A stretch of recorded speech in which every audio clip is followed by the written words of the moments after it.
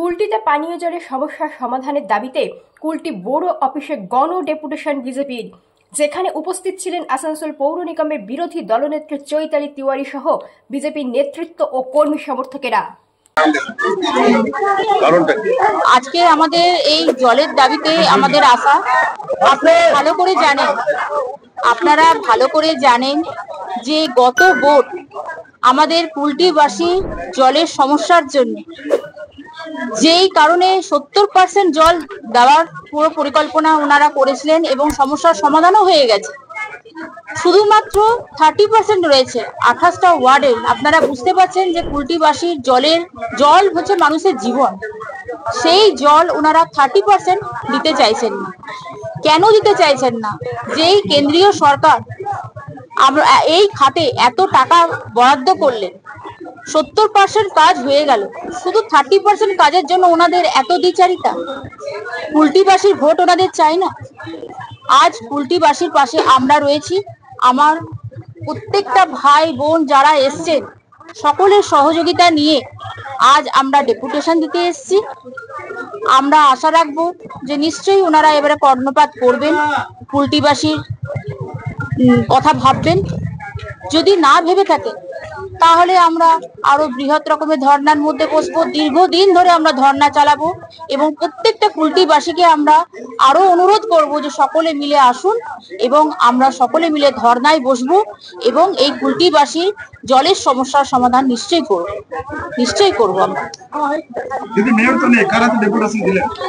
দেখুন, মেয়র নেই তো আর বলার কিছু নেই। মেয়র হয়তো হ্যাঁ উনি কি কারণে এলেন না বলার সাহস নেই, তো সব থেকে বড় কথা আজ কুলটিবাসী যে এত সমস্যা, ওনার তো আসা উচিত ছিল।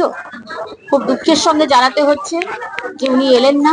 খুব ভালো কথা, আমরা আগামী দিনে ভাববো এটা নিয়ে আরো ভালো কথা। আমরা তো এটা নিয়ে আর ভাববার জমা দিয়ে দিয়েছি, আমরা ডকেটিং এ জমা দিয়ে দিয়েছি এবং জমা দিয়ে দেবো এবং তারপর আমরা ভাববো, ধর্নার মধ্যে বসবো, দেখি। আশা রাখছি যে উনি কথা শুনবেন আমাদের। যদি শুনেন ভালো কথা, না হলে তো অনেক উপায় আছে। জল থেকে বঞ্চিত অবস্থিত মানুষ, পথচলতি মানুষ এবং কর্পোরেশনের কর্মরত সমস্ত ভাই বোন এবং সহকর্মীদের আমি জানাই গৌরিক অভিনন্দন। বন্ধুগণ, আমরা দেখেছি যে কুলটির কিছু ওয়ার্ডে জলের সমস্যা দেখা দিয়েছিল। বিগত 50 বছর 80 বছর ধরে সেখানে জল দিচ্ছিল এবং আমরা দেখলাম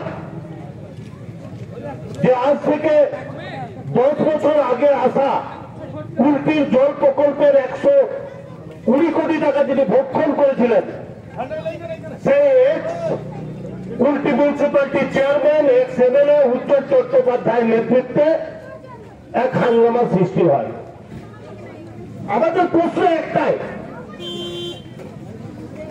যে মমতা ব্যানার্জি বলেছিলেন এবার একটি মামাটি মানুষের সরকার এবং তিনি কুলটি, জামুরিয়া, রানীগঞ্জ এবং আসানসোলকে মিলিয়ে একটা বৃহত্তর কর্পোরেশনের গঠন করেছিলেন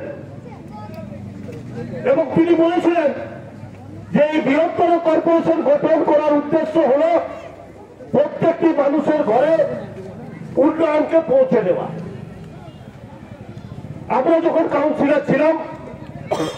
যখন কাউন্সিলর হিসাবে শপথ নিয়েছিলাম, তখন আমরা কাউন্সিলর হিসাবে প্রথম কাজ এটাই